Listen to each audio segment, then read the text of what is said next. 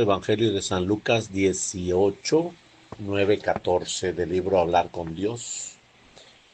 Misericordia, Dios mío, los sacrificios no te satisfacen. Si te ofreciera un holocausto, no lo querrías. Mi sacrificio es un espíritu quebrantado, un corazón quebrantado y humillado, tú no lo desprecias. El Señor se conmueve y derrocha su gracia ante un corazón humilde. Nos presenta San Lucas en el Evangelio de hoy, dos hombres que subieron al templo a orar, uno fariseo y publicano y el otro, un fariseo y publicano y el otro publicano. Los fariseos se consideraban a sí mismos como puros y perfectos cumplidores de la ley.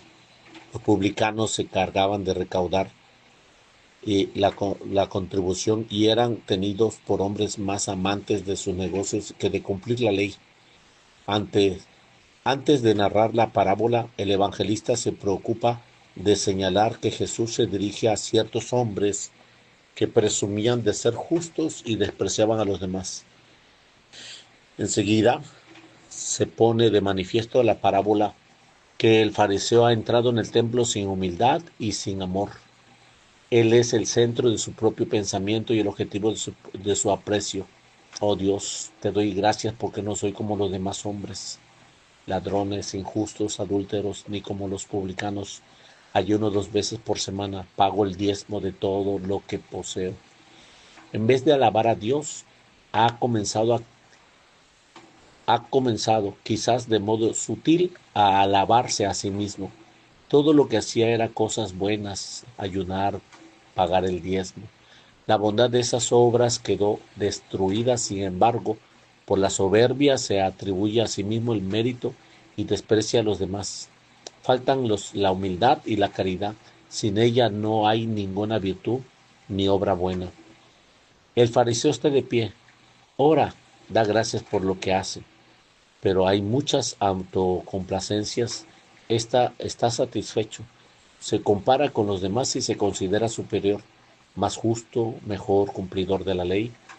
La soberbia es el mayor obstáculo que el hombre pone a la gracia divina y es el vicio capital más peligroso.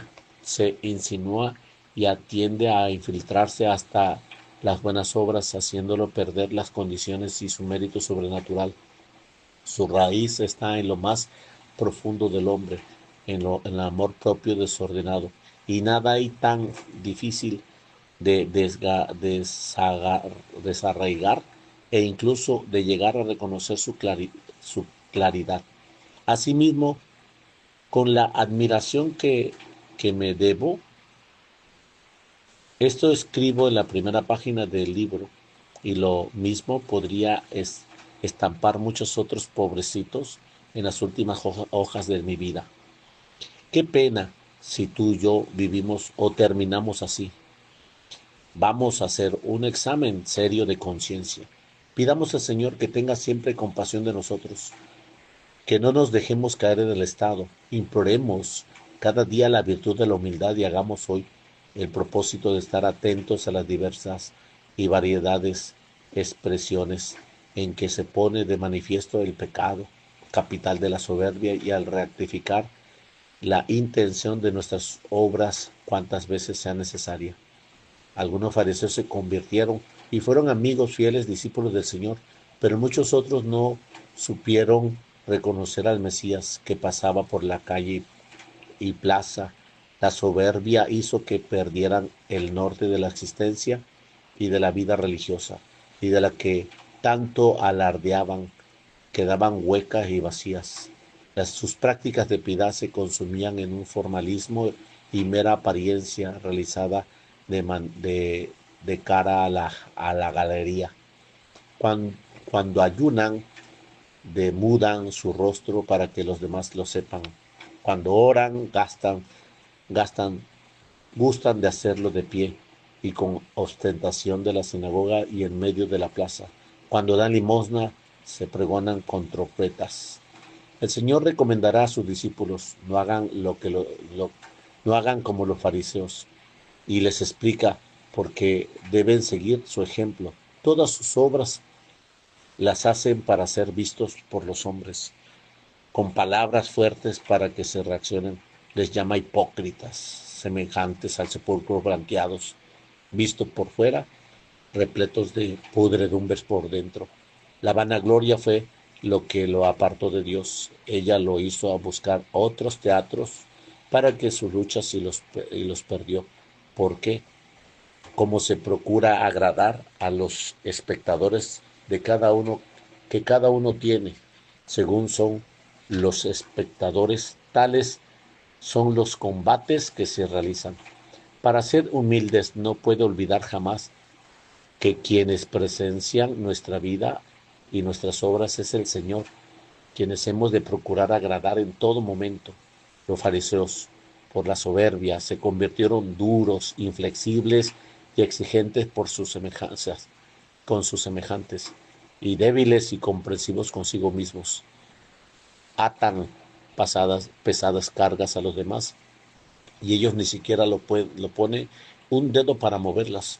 A otros el Señor les dice, el Señor, el mayor entre ustedes, que sea su servidor. Y el Espíritu Santo, por medio de San Pablo, lleva a los unos las cargas de los otros y así cumpliréis la ley de Cristo. Una de las manifestaciones más claras de la humildad es el servir, ayudar a los demás y no ya es en acción aislada, sino en modo constante. Quizás uno de los reproches más duros que le hace el Señor es este: ustedes no habéis entrado y los que iban a entrar los habéis impedido. Han cerrado el camino de aquellos a quienes tenían que guiar. Guías ciegos, les llama en otro lugar. La soberbia hace perder la luz sobrenatural para unos mismos y para los demás. La soberbia entre manifestaciones en todos los aspectos de la vida, en la relación con el prójimo. El amor propio se nos hace susceptibles, inflexibles, soberbios, impacientes, exagerados en la afirmación del propio yo y en los propios derechos, fríos, indiferentes, injustos en nuestros juicios y en nuestras palabras. Se deleitan en hablar de las propias acciones, de las luces y experiencias interiores, de las dificultades, de los sufrimientos y aún sin necesidad de hacerlo. En la práctica de piedad se complacen en mirar a los demás y observándolos y juzgándolos se inclinan a compararse y a creerse mejor que ellos y a verles defectos, solamente negarles la buena cualidad y atribuirles deseos e intenciones poco nobles, llegando incluso a desearles el mal. El amor propio hace que nos sintamos ofendidos cuando somos humillados, insultados o postergados. No nos debemos considerar estimados y obsequiados como esperábamos. Nosotros hemos de alegrarnos y alejarnos del ejemplo y de la oración del fariseo y aprender del publicano. Dios mío, ten misericordia de mí, que soy un pecador. Es una jocolatoria que repetirá muchas veces y que fomentará en el alma, en el amor de la humildad, también a la hora de rezar. El Señor está cerca de aquellos que tienen un corazón contrito, y el humillado del espíritu lo salvará. El publicano dirige a Dios una oración humilde y confía no en sus méritos, sino en la misericordia divina. Quedándose lejos, ni siquiera se atrevía a levantar los ojos al cielo, sino que se golpea el pecho diciendo: oh Dios, ten compasión de mí, que soy un pecador. El Señor que resista a los soberbios, pero a los humildes le da gracias, lo perdona y justifica. Os digo que este bajó a su casa justificado y aquel no.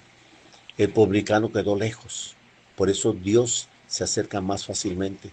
Y este lejos o no, lo que esté, depende de ti. Ama, se acercará, ama y morará en ti. También podemos aprender de que este publicano, como ha de ser nuestra oración humilde, atenta, confiada, procurando que no sea un monólogo en lo que nos damos vuelta a nosotros mismos, a las virtudes que creemos poseer. En el fondo de toda la parábola late una idea que el Señor quiere inculcarnos: la necesidad de la humildad como fundamento de toda nuestra relación con Dios y los demás. En la primera piedra de este edificio se construyó en construcción es nuestra vida interior. No quiere ser como aquella veleta dorada de gran edificios, por mucho que brille y por alta que esté, no importa para la solidez de la obra. Ojalá sea como un viejo sillar, oculto en los cimientos bajo la tierra, donde nadie la ve. Por ti no se derrumbará la casa. Cuando una persona se siente postergada, herida en detalles pequeñísimos, debe de pensar todavía no es humilde de verdad. En la ocasión de aceptar la propia pequeñez de ser menos soberbio, no eres humilde cuando se humillan, sino cuando te humillan y lo llevas por Cristo. La ayuda de la Virgen María es nuestra mejor garantía para ir delante de esta virtud. María es al mismo tiempo una mujer de misericordia y de ternura a la que nadie ha recurrido en vano. Abandónate, lleno de confianza en el seno materno. Pídele que te alcance esta virtud de la humildad, que ella tanto apreció. No tengas miedo de no ser atendido. Mira, la, la pedirá para ti en ese Dios que ensalza a los humildes y reduce en nada a los soberbios. Como María es omnipotente cerca de su Hijo, será con toda seguridad oída. Después de considerar la enseñanza del Señor y de contemplar el ejemplo humilde de la Santísima Virgen, podemos acabar nuestra oración con esta petición. Señor, quita la soberbia de mi vida, quebranta mi amor propio, este querer de afirmarme yo a imponerme a los demás. Haz que el fundamento de mi personalidad sea la identificación contigo. Del libro Hablar con Dios, 29 de marzo, en nombre del Padre, del Hijo y del Espíritu Santo.